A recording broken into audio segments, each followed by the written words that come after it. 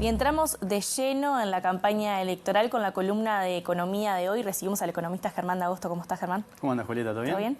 Todo bien.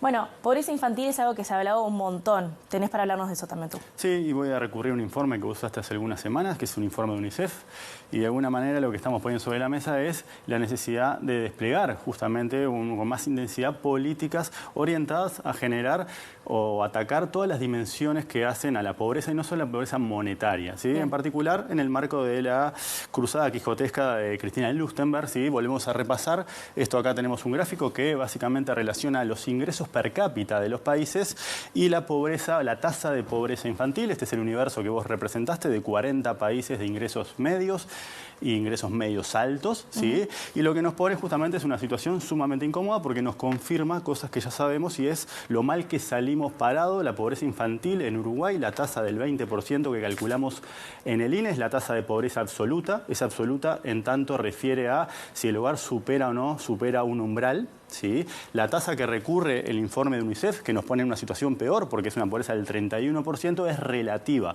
¿Relativa en qué sentido? En que se consideran los niños pobres los que viven en hogares cuyo ingreso es inferior al 60% de la mediana del ingreso promedio de los hogares. Es un trabalengua, pero la mediana es, si ordenamos los hogares de menor ingreso a mayor ingreso y la partimos en dos, nos quedamos con el hogar del medio. Entonces ese hogar del medio lo tomamos el 60% del ingreso de ese hogar, y todos los que quedan por debajo es lo que consideramos pobreza en esa tasa. Vos también explicaste muy bien que ese indicador surge, o ese ranking surge de dos dimensiones: la tasa de pobreza, que nos ponen en 38, en el lugar 38 de 40, ¿sí? Y el cambio que tuvimos en la pobreza en un marco de 20 años de crecimiento, que nos pone también en mitad de tabla. Juntando esas dos cosas, estamos en la posición 37 de 40, y en particular por la polémica que se generó en torno a una frase de Blanca Rodríguez en su primer acto, y es efectivamente somos, sí, el país con la pobreza más infantilizada, ¿sí? No quiere decir que sea la tasa de pobreza más alta, no lo es, pero sí la representación y la sobrerepresentación de los niños en los hogares pobres. Ese 2 es lo que representa, que quiere decir que la incidencia de la pobreza en menores es el doble o duplica la pobreza en la población general, y ahí es cuando hablamos de infantilización de la pobreza, por lo cual es correcta esa afirmación. Somos el país con el perfil más infantilizado de la pobreza de América Latina. Bien, ¿sí? Vale. Entonces, exacto, acá tenemos la franja que nos ubica en los peores lugares de nuestro grupo de pares, es decir, países que tienen la misma o el mismo nivel de ingreso, y eso justamente es lo que señala el informe. El nivel de ingreso no garantiza el bienestar de las infancias, y por ende es importante o clave o fundamental justamente desplegar políticas. Entonces ahora vamos a pasar a la segunda parte, que también nos relaciona todo esto con la campaña, que tiene que ver con, bueno, de dónde salen esos recursos a partir de esa noción de que el espacio fiscal es acotado. ¿Sí? Voy a usar la topología del economista Carlos Grau, ¿sí? Para ver de dónde podemos conseguir financiamiento. De nuevo, no solamente para transferencias, vos también lo señalaste, ¿sí? Una cosa es focalizar mejor las transferencias, pero otra cosa también es fortalecer el monto de las transferencias. Eso por un lado, eso demanda más recursos, pero también la pobreza es un fenómeno mucho más complejo que excede largamente el tema de los ingresos. Por ende necesitamos más recursos para salud, más recursos para educación, más recursos para mejorar la inserción laboral, en particular de las mujeres, más recursos para reconvertir a los trabajadores que en el marco de la cuarta revolución industrial ya no tienen las habilidades que se demandan, y en particular para fortalecer el sistema de cuidado, justamente por todo lo que vos bien explicaste hace un poquito más de un mes, ¿sí? Entonces tenemos formas de buscar recursos. La primera es una reducción del gasto público evitable. ¿Qué es el gasto público evitable? Es aquel que podemos recortar sin tener un impacto relevante en dimensiones sensibles, ¿sí? Como salud, educación, ¿sí? Básicamente es lo que prometió en su momento en la campaña anterior el actual gobierno. Es decir, hay grasa para recortar, y eso no va a afectar el funcionamiento de la eficiencia o el alcance del mercado ni de las políticas públicas, ¿sí? Lo descartamos, ¿sí? Porque ya la historia no...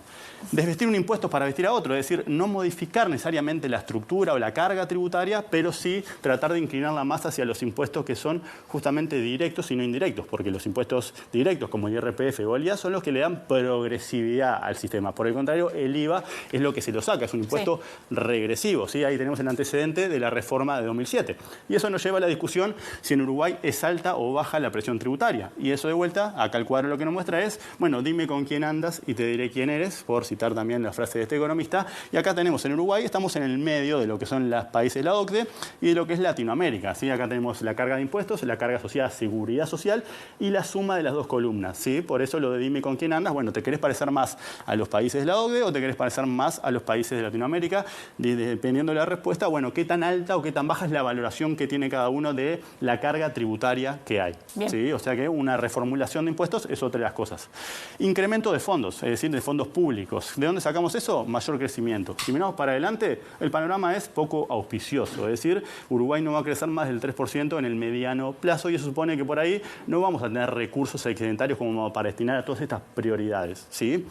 Nuevos impuestos. Bueno, eso es una discusión compleja desde el punto de vista de la economía política, es decir, cómo la política incide o impone restricciones sobre los márgenes sobre los que actúa efectivamente la política económica. Es decir, acá estamos evaluando principalmente de dónde sacar recursos, pero a su vez de dónde sacarlos en función de cuánto tiempo nos lleva. De ahí, por ejemplo, la primera opción, lleva mucho trabajo, encontrar dónde está la grasa para sacar, ¿sí? De cuánto es la suficiencia, es decir, cuántos impuestos podemos sacar de las distintas fuentes y de cuáles son las restricciones que emergen de la política. Entonces, tenemos estas dos, si damos una plaquita más, vamos a seguir introduciendo otras formas de incrementar esos recursos públicos. Otra forma es reducir la evasión.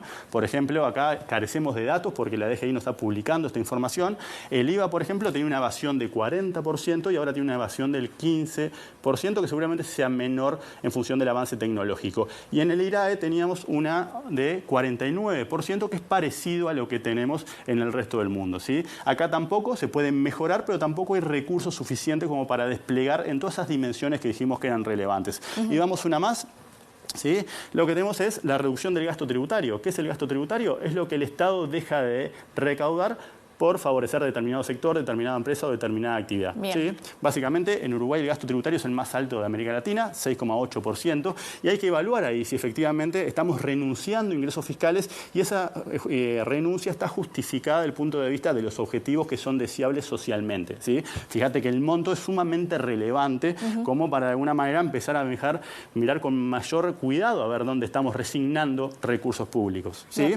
Y hasta ahí vamos con lo que supone incremento de fondos. Y por último, ¿sí? En la última placa lo que tenemos es un elemento más que tiene que ver con el endeudamiento, pero en particular con un mecanismo que es el bono soberano social. ¿Por qué? Bueno, para ayudar a la política que tenga los incentivos adecuados para internalizar el verdadero costo social, ¿sí? De una perspectiva de justicia y de una perspectiva de eficiencia que tiene la problemática de la pobreza infantil en nuestro país, que es lo que nos muestra la peor cara de nuestro desarrollo, es decir, nos muestra como un país no desarrollado, ¿sí? Por ser duros con los conceptos. Pero esto, ¿qué sería? Sería similar al bono verde. El bono verde es lo que emite el país, lo ha emitido exitosamente y está atado al cumplimiento de determinados objetivos ambientales. Si vos los cumplís, tu acceso a financiamiento, ¿sí? Para cubrir el déficit fiscal es más favorable, es decir, una menor tasa, es más barato pedir prestado. Entonces, con la misma lógica podríamos justamente emitir un bono soberano social para destinar ese endeudamiento de mediano y largo plazo a todas esas políticas que se requieren para atacar esta problemática, este flagelo que tenemos como sociedad de la pobreza infantil. En particular porque hace que la política económica, en particular la política fiscal, y digo la política fiscal porque es el motivo de desvelo del gobierno que está ahora justamente en administración, bueno, va a tener que internalizar cuál es ese costo porque es parte de lo que le permite acceder a mejor y mayor financiamiento y por ende ya no es solamente una prioridad asociada al MIDE, sino que también va a ser una prioridad asociada al Ministerio de Economía porque justamente ahí vamos a tener que reconocer porque depende. El costo fiscal depende justamente de los avances que podemos hacer para recortar ese 20% de pobreza infantil que tenemos medido a partir del INE. 1 de cada 5 niños son pobres y eso nos condiciona primero a todas las personas en todas las perspectivas relevantes del desarrollo y por ende les condiciona a nuestro país. Hay motivos de sobra de eficiencia y hay motivos de sobra de justicia para hacerlo, ¿sí? Así que bueno, saludamos a Cristina Lustenberg en esta cruzada que lleva 7 años y que esperemos que llegue finalmente a buen puerto. Gracias, Germán. Clarísimo. Es una columna casi que obligatoria para estas elecciones nacionales. Esperemos que la vean quienes la tienen que ver, ¿no? Gracias. A vos. Continuamos con el informativo.